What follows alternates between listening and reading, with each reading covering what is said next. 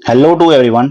और आज हम डिस्कस करने वाले हैं ग्रामर ट्रांसलेशन मेथड, जिसके अंदर हम लोग डिस्कस करेंगे ग्रामर ट्रांसलेशन मेथड की की फीचर्स, उसकी एडवांटेजेस और डिसएडवांटेज, और लास्ट के अंदर हम कंक्लूजन डिस्कस करेंगे।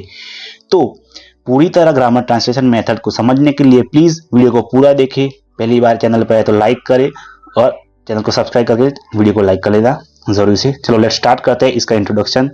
तो grammar translation method is a traditional approach to language teaching that focus on teaching grammar rules and translating between the native language and target language. तो पहली लाइन ये कहना चाहती है कि the grammar translation method is a traditional approach. जो traditional approach है यानी कि जो पहले से सिखाई जाने वाली यानी कि पहली जो टेक्निक है टीचिंग की, वो है ग्रामर ट्रांसलेशन मेथड। लैंग्वेज को समझाने के लिए, टीचिंग के लिए, focus on teaching grammar rules, जो फोकस करती है ग्रामर रूल्स को सिखाने में, translating between the native language and target language. तो ध्यान दीजिए कि जो ट्रांसलेशन करवाती है ग्रामर ट्रांसलेशन मेथड, इसके नाम में है ट्रांसलेशन, तो इसका मेन मोटिव होगा ट्रांसलेशन। तो नेटिव लैंग्वेज यानी कि जो हमारी मातृभाषा है उसके, और टारगेट लैंग्वेज जो हम पढ़ना चाहते हैं, जैसे कि इंग्लिश है, दूसरी कोई जो टारगेट लैंग्वेज है उसको।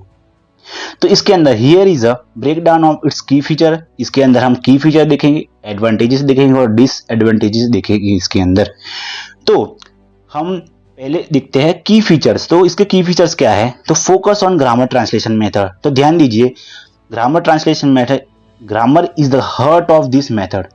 इसके अंदर पहली लाइन क्या कह रही है कि ग्रामर है जो हमारा, इसका heart of the this method. Teachers emphasize teaching grammatic rules. इनके जो टीचर्स होते हैं किस पे भार देते हैं? टीचिंग ग्रामेटिक रूल्स, स्ट्रक्चर पे, जो सेंटेंस का स्ट्रक्चर होता है, and vocabulary through the deductive reasoning. और वोकैबुलरी और डेडिकेटिव रीजनिंग से के साथ हमें सिखाया जाता है। तो सेकंड है ट्रांसलेशन। तो देखिए इसका मेन फीचर होता है ट्रांसलेशन। तो ट्रांसलेशन है, translation play a crucial role. Students translate text and sentence from the native language to the target language and vice versa. तो ये क्या कहता है कि जो ट्रांसलेशन का रोल है वो क्रूशियल यानी कि बहुत ही इंपॉर्टेंट है।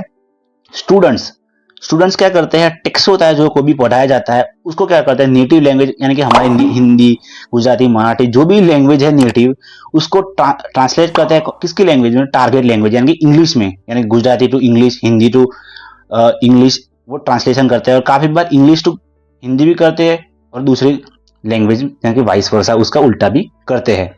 तो रीडिंग एंड राइटिंग, तो इसका तीसरा फैक्टर है यानी तीसरा की फीचर है रीडिंग एंड राइटिंग। तो ध्यान दीजिए, reading and writing skill are emphasize over speaking and listening. तो रीडिंग एंड लिसनिंग को ज्यादा प्रायोरिटी दी जाती है ग्रामर ट्रांसलेशन मेथड में, स्पीकिंग और लिसनिंग को कम। Students spend a lot of time reading and translating text. तो स्टूडेंट होते हैं इस मेथड के अंदर जो, वो लॉट ऑफ टाइम है कि ज्यादा से ज्यादा टाइम स्पेंड करते हैं किस पे? रीडिंग और राइटिंग में, ट्रांसलेटिंग टेक्स्ट में, सॉरी। Use L1। अब L1 क्या है? तो L1 होता है हमारी नेटिव लैंग्वेज यानी कि हमारी मातृभाषा, तो उसका ज्यादा यूज होता है। तो देखिए, the native language of the student is frequently use, यानी कि सबसे ज्यादा किस लैंग्वेज का यूज होता है? तो नेटिव लैंग्वेज का।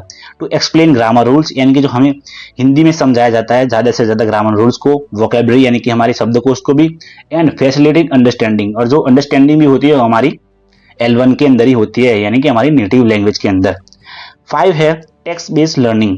तो हमें इसके अंदर देखिए समझते हैं पहले, learning is often centre around written text. तो हमारी लर्निंग, जो हमारी पढ़ाई होती है, वो टेक्स्ट यानी कि जो किताबें होते हैं उसके आसपास घूमती है। Such as a literary works, यानी कि कोई साहित्यिक वर्क, ऐसे यानी कि निबंध, आर्टिकल्स होते हैं, which are translate and analyse for grammar and vocabulary, जिसको हम ट्रांसलेट करते हैं किसके लिए? ग्रामर और शब्दकोश के लिए। तो इसके एडवांटेजेस क्या है? देखिए, हर एक लैंग्वेज के हर एक चीज का पहलू होता है, कुछ एडवांटेजेस होती है और कुछ डिसएडवांटेजेस होती है। तो हम देखते हैं इसकी एडवांटेजेस क्या है। इजी टू इम्प्लीमेंट है। अभी देखिए कि जो ग्रामर ट्रांसलेशन मेथड है वो इजी टू इम्प्लीमेंट है। This method is straightforward and easy for teachers to implement. देखिए, जो एक ग्रामर ट्रांसलेशन मेथड है वो क्या है? स्ट्रेट फॉरवर्ड, यानी कि सीधी है, एकदम सीधी, सही से हमको समझ में आ जाए, इजी है। और टू टीचर्स इम्प्लीमेंट, जो टीचर को इम्प्लीमेंट करने के लिए वो इजी है।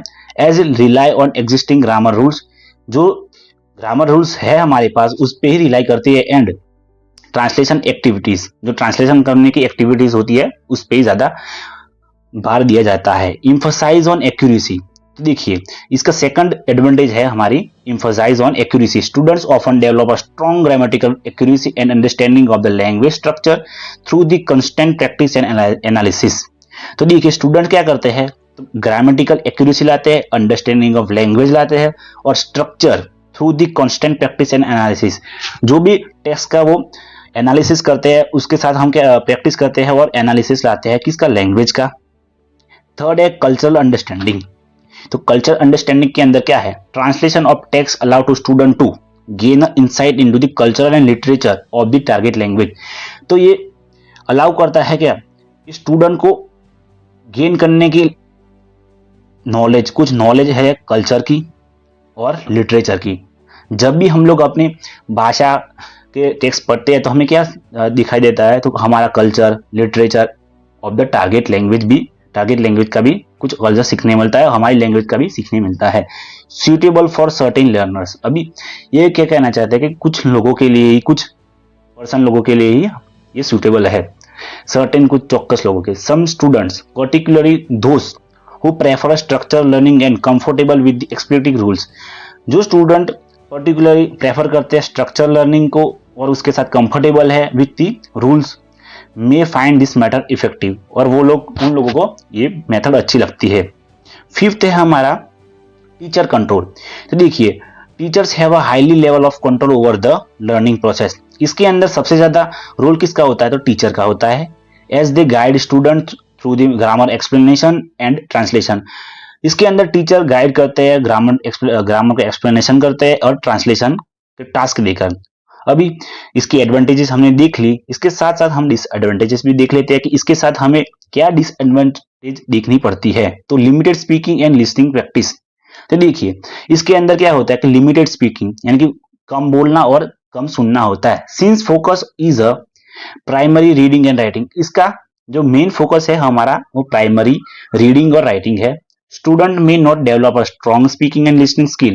इसके अंदर जो स्टूडेंट होते हैं वो स्पीकिंग और लिसनिंग के स्किल को ज्यादातर यूज नहीं करते, वो डेवलप नहीं कर पाते, which are crucial for communication, जो कम्युनिकेशन के बातचीत के करने के लिए थोड़ा सा कठिन है।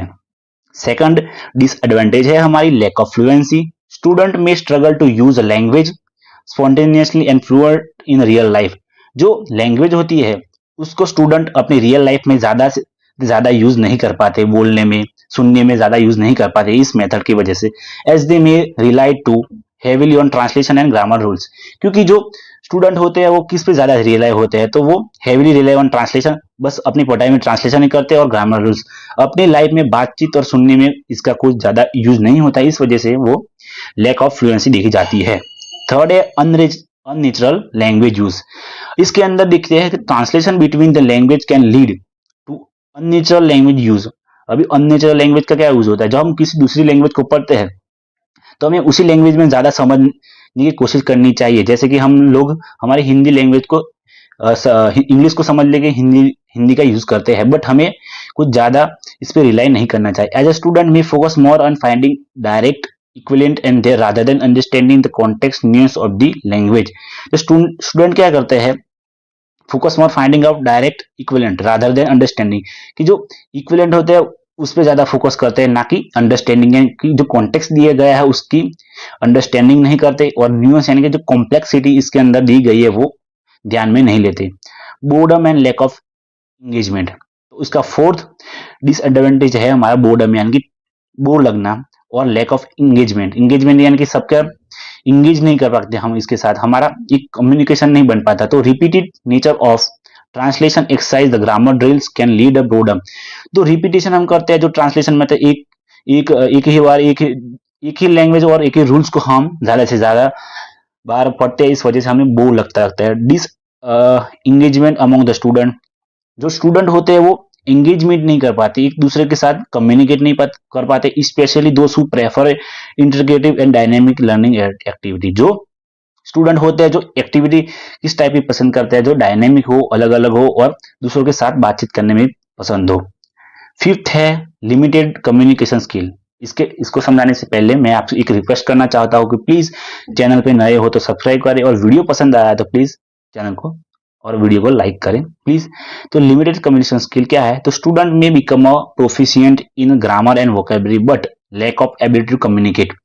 तो इसके अंदर क्या है कि जो इस ग्रामर मेथड के अंदर है, ट्रांसलेशन मेथड के अंदर स्टूडेंट हमारे स्टूडेंट बिकम अ प्रोफिशिएंट, यानी कि ज्यादा प्रोफिशिएंट किसमें होता है, ग्रामर और वोकेबलरी के। इसके उनके पास ग्रामर और वोकेबलरी की ज्यादा नॉलेज होती है, बट वो लैक करते हैं एबिलिटी टू कम्युनिकेशन इफेक्टिवली, यानी कि कम्युनिकेशन के अंदर वो कुछ हद तक अच्छे नहीं हो पाते हैं। उनको सही से इतनी ज्यादा दूसरी लैंग्वेज जो होती है हमें टारगेट लैंग्वेज, उसमें वो एफिशिएंसी नहीं ला पाते। Where spontaneous interaction is require, जहां पर स्पॉन्टेनियस एक फ्लो रिक्वायर होता है। तो ये हो गई हमारी ग्रामर ट्रांसलेशन मेथड की डिसएडवांटेज और की फीचर। लास्ट में हम इसकी समरी यानी कि हमारा कंक्लूजन लिखते हैं। While the grammar translation method has some advantage such as ease of implementation and focus on grammatical rules accuracy, जहां हमारी ग्रामर ट्रांसलेशन मेथड है वो इम्प्लीमेंटेशन यानी कि समझाने में इजी है और ग्रामेटिकल रूल्स को, it has also significant drawbacks including the limited speaking and listening practice.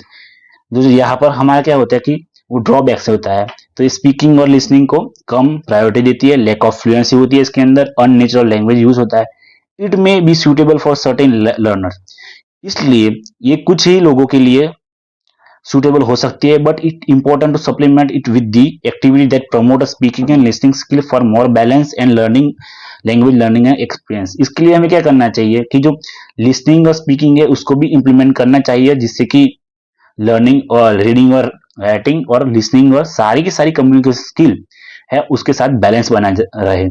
तो ये वीडियो आपको पसंद आया हो तो प्लीज वीडियो को लाइक करें और चैनल को सब्सक्राइब करना ना भूले, जिसकी हम फ्यूचर में आने वाले वीडियो की नोटिफिकेशन मिले। आपको इस पीडीएफ की लिंक लेनी हो तो प्लीज हमारे टेलीग्राम चैनल को सब्सक्राइब करें। Thank you.